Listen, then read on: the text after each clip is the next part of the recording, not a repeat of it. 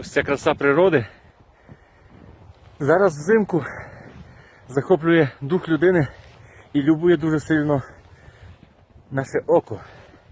Але за лічені тижні чи місяці ця краса може перетворитися на катастрофу для нас, людей.